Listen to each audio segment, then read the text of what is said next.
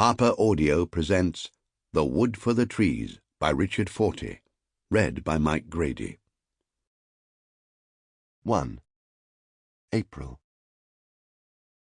After a working life spent in a great museum, the time had come for me to escape into the open air. I spent years handling fossils of extinct animals.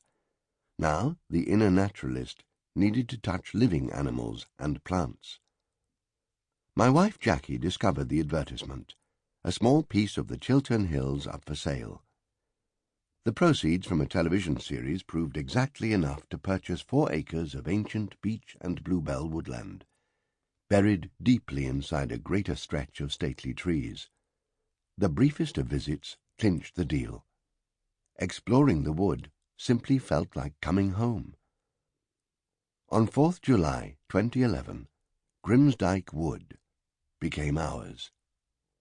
I began to keep a diary to record wildlife and the look and feel of the woodland as it passed through diverse moods and changing seasons. I sat on one particular stump to make observations, which I wrote down in a small, leather-bound notebook. I was unconsciously compiling a biography of the wood, bio in the most exact sense, since animals and plants formed an important part of it. Before long, I saw that the story was as much about human history as it was about nature. For all its ancient lineage, the wood was shaped by human hand. I needed to explore the development of the English countryside, all the way from the Iron Age to the recent exploitation of woodland for beach furniture or tent pegs. I was moved by a compulsion to understand half-forgotten crafts and revive half-remembered words like bodger, spile, and bavin. Plans were made to fell timber, to follow the journey from tree to furniture, to visit the canopy in a cherry-picker, to explore the archaeology of that ancient feature, Grimsdyke, that ran along one side of the plot. I wanted to see if the wood could yield food as well as inspiration. My scientific soul reawakened as I sought to comprehend the ways that plants and animals collaborate to generate a rich ecology. I had to sample everything: mosses, lichens, grasses, insects, and fungi. I investigated the natural history of beech, oak, ash, yew, and all the other trees. I spent moonlit evenings trapping moths, daytime frolicking with nets to catch crane flies, or lifting up rotten logs to understand decay. I poked and prodded and snuffled under brambles.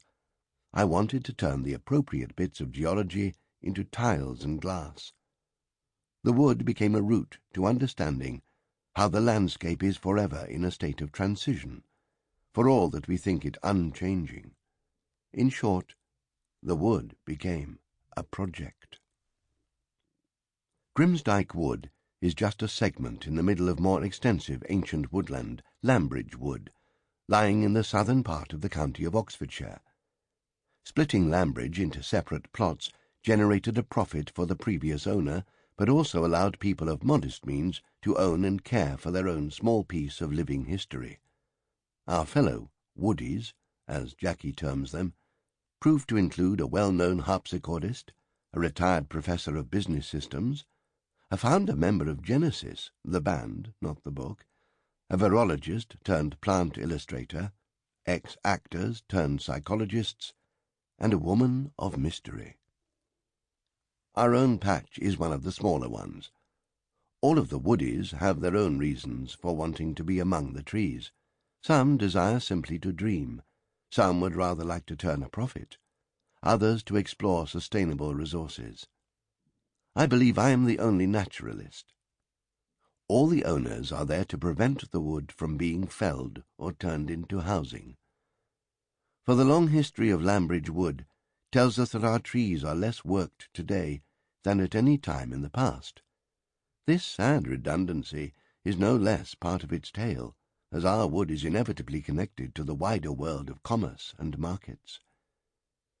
The histories of my hometown, Henley-on-Thames, a mile away, and the famous river on which it sits, are bound into the narrative of the surrounding countryside. Sample complete. Ready to continue?